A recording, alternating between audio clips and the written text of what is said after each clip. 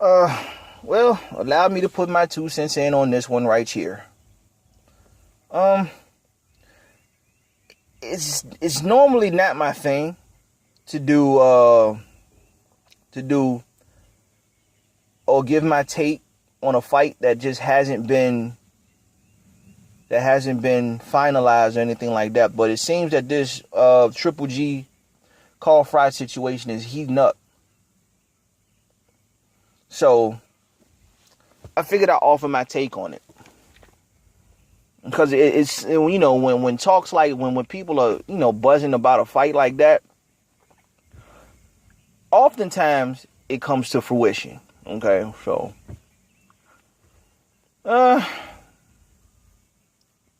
you see, I like this fight and I don't like it. Hold on for a second. Whew, my bad. Yeah. It's called one taking it, people. It's called one taking it. But back to the subject. I like this fight, but I don't like this fight. I understand what's going on, and I understand, you know, why it's, you know, going on. I understand completely. You know, Golovkin's team, whether it be K2 Promotions or Abel Sanchez, has said that Golovkin is willing to take on anybody from 154 to 168. That's covering three divisions, right? Junior middleweight, middleweight, super middleweight, right? He said that. So I guess here we go, right? He's going up to 168, getting that call, Froch. All right. Well, on the surface level, and this is the pros and cons of it right here, right? On the surface level, it seems like, you know, Triple G saying, well, guess what? These dudes out here is beducking me at 160. Canelo don't want it. Cotto don't want it. Peter Quillen don't want it. Andy Lee, or, you know what I mean? Like, all these other people, they don't want it, right? Okay. So let me go up a division. All right. It sounds good, doesn't it? But when you look deeper into it, I'm not saying that this fight, you know, is going to be boring, or, you know, Froch is, you know, they sense weakness with Froch and this could potentially be a cherry pick or anything like that. Because I think that, you know, Carl Froch will give, if the Carl Froch that I'm expecting to come to fight is going to come to fight, should this fight get made, right? He's going to be the biggest name and his stiffest competition at the same time. Okay. Like I said, on the outside, this is what, you know, people are going to want. Okay, Triple G, you know, now we see you stepping up now. Let's go. And the money is good, especially at Wembley Stadium. Especially if it goes to Wembley Stadium. I'd be cool with that too. For that reason, I like this. For these reasons, I like this fight. The cons of it, though. The reason why I don't like this fight. If a fighter goes up in weight, right, when he's comfortable at another weight, then that should be a legacy fight. Couple of prime examples. Floyd Mayweather versus Oscar De La Hoya. That's a legacy fight. Why? Because Floyd was at 147.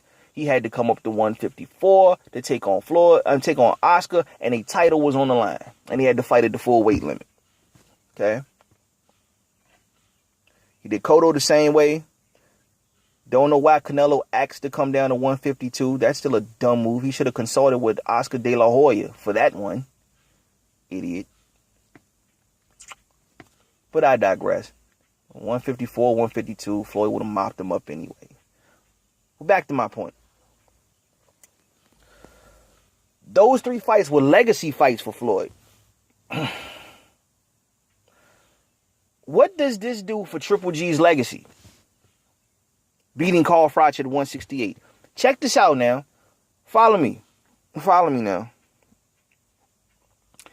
Froch at one time had unified the WBA and IBF super middleweight titles. At one time, he held them both. He was stripped by both sanctioning bodies, right? Because he didn't want to fight anybody. Okay? The IBF strap, James DeGale, was he not the mandatory or something like that? And the IBF ordered the fight. Carl Froch said no. Okay, strip. No throwing ones either. Just strip. No throwing ones. All right? So that's one title. Okay. Andre Ward coming back. He just signs with Rock Nation. So lo and behold, the WBA says, okay, Froch, it's time for you to negotiate with a rematch for Andre Ward. Carl Froch says no. He gets stripped of the WBA title. So he's beltless for no other reason than he just don't want to fight nobody. And you hear, whether it's via, via the internet and stuff like that, very incredible sources too, that he doesn't know if he wants to keep boxing. So it sounds like to me that Carl Froch is just really looking for a payday on his way out the door. And like I said, Wembley Stadium, Triple G versus Froch would be big money. But this version of Carl Froch that we're seeing, he hasn't fought anybody since Groves, right? Been stripped. Don't want to fight anybody. This version of Carl Froch, what does that do for Triple G's legacy?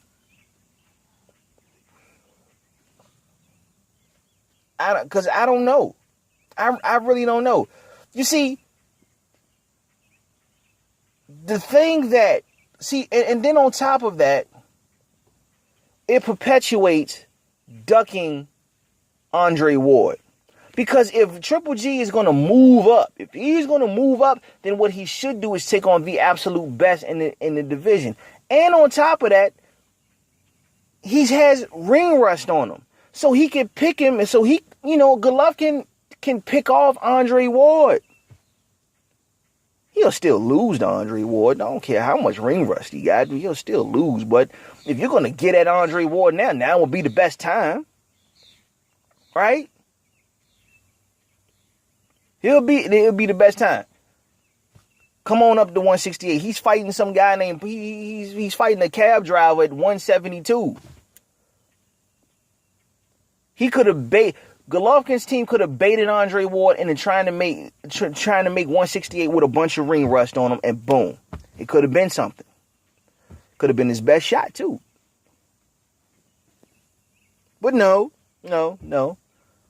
Froch.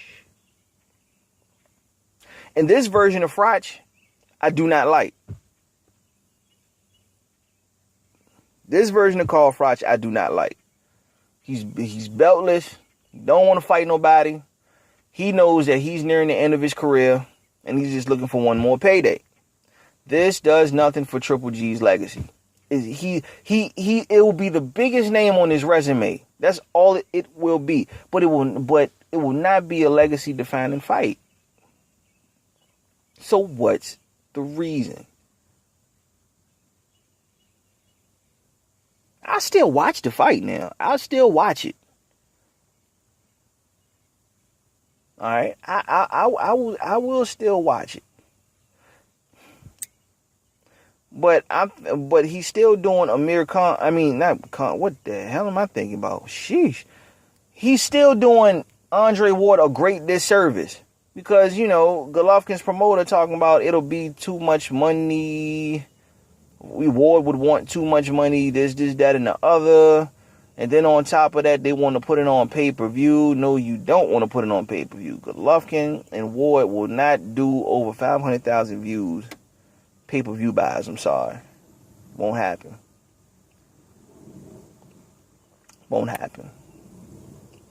So now he's saying that they want, so what they're basically trying to say is that the price would be too high. That's why the Ward fight ain't gonna do it, but want too much money. Whatever, bro. I just thinking they're just pricing themselves out on the low. But those are the pros, those are the cons. I like the fight, then again I don't like the fight. It does nothing for Golovkin's legacy. To me, it's just a name. But it further perpetuates the fact that he's ducking the very best in the division, namely SOG. It's good because, it'll be a big name. And on top of that, when you take a cursory glance at it, people look at Carl Froch and be like, okay, he beat Froch. Real boxing fans would be like, that version of Froch, no. But it is what it is. Y'all tell me what y'all think, man. Y'all like, comment, subscribe, man. All right? Peace.